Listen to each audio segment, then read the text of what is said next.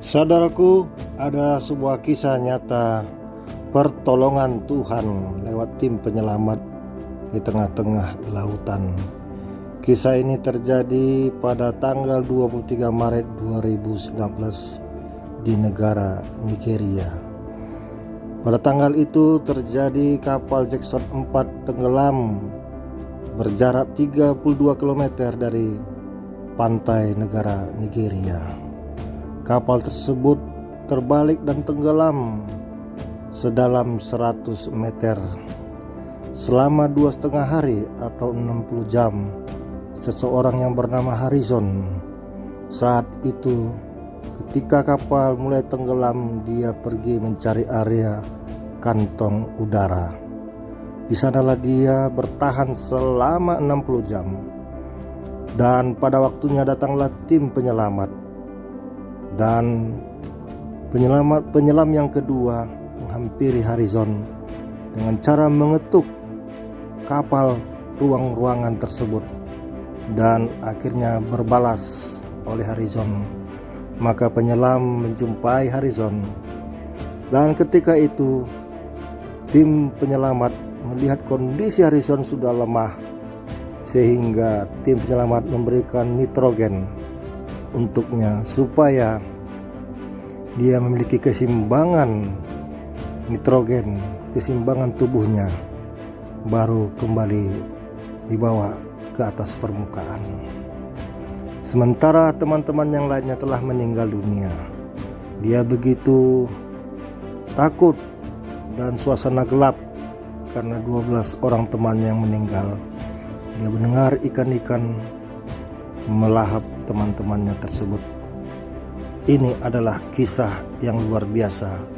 Mendengar suara ketukan memukul dari tim penyelamat ke rongga-rongga di kapal tersebut.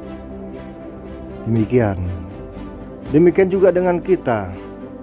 Nats hari ini dikatakan, inilah anak yang kukasihi, kepadanya lah aku berkenan, dengarkanlah dia, yaitu Yesus Kristus yang menyatakan dialah Mesias oleh Bapanya dalam suatu penglihatan di Gunung Kudus, di mana Petrus, Yakobus, dan Yohanes melihat Yesus berpakaian putih begitu indah dan bercahaya, dan didampingi oleh Musa dan Elia.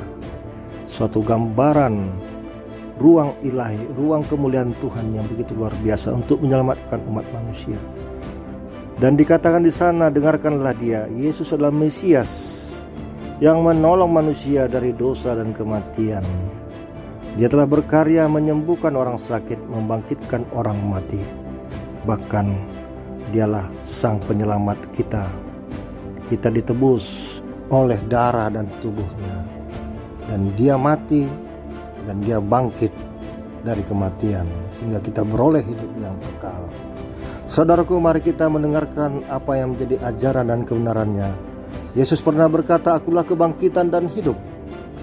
Barang siapa yang percaya kepadaku, ia akan hidup walaupun ia sudah mati. Yohanes 11 ayat 25. Demikian juga Yesus berkata, akulah jalan, kebenaran, dan hidup.